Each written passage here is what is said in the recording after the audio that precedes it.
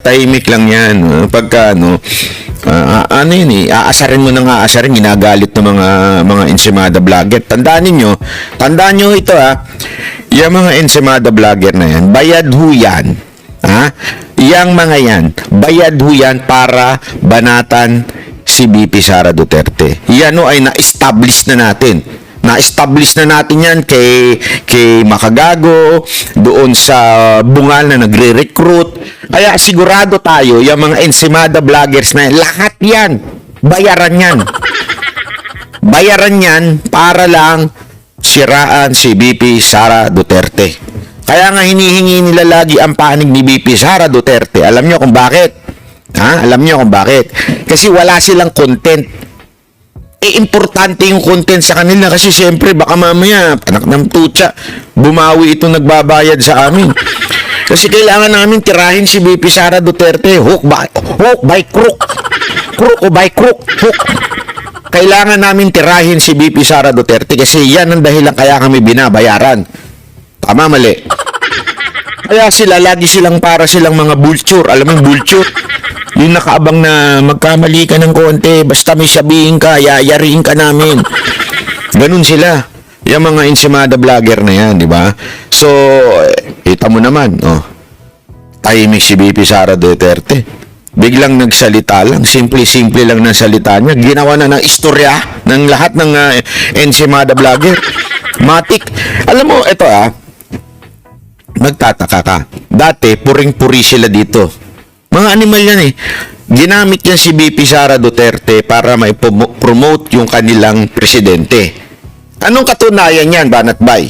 Eto, unang argumento.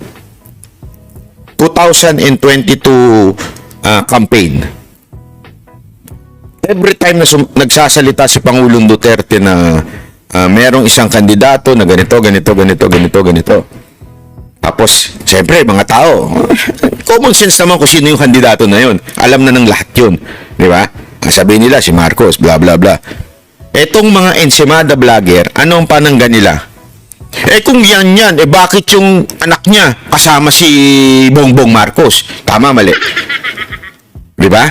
Ibig sabihin, doon pa lang, ginamit na nila si BP Sara Duterte, pananggala sa lahat ng kokontra kay Bongbong Marcos during the campaign. Tama, mali?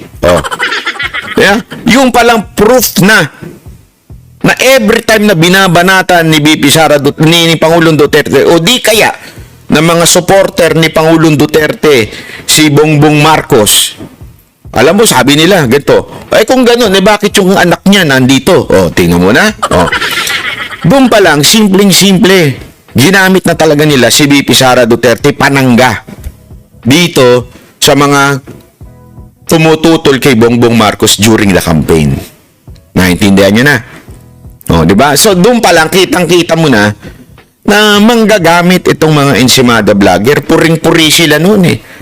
Kung totoo yan. Ganun eh. Kung totoo yan, bakit kasama ni BP Sara Duterte si Marcos? So, hindi siya yun.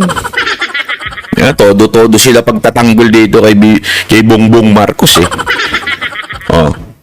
Tapos, anyari, wala, di ba? Nga. Isa lang ibig sabihin nun, mga kababayan. Isa lang ibig sabihin nun, manggagamit kayong mga animal kayo. Manggagamit kayo.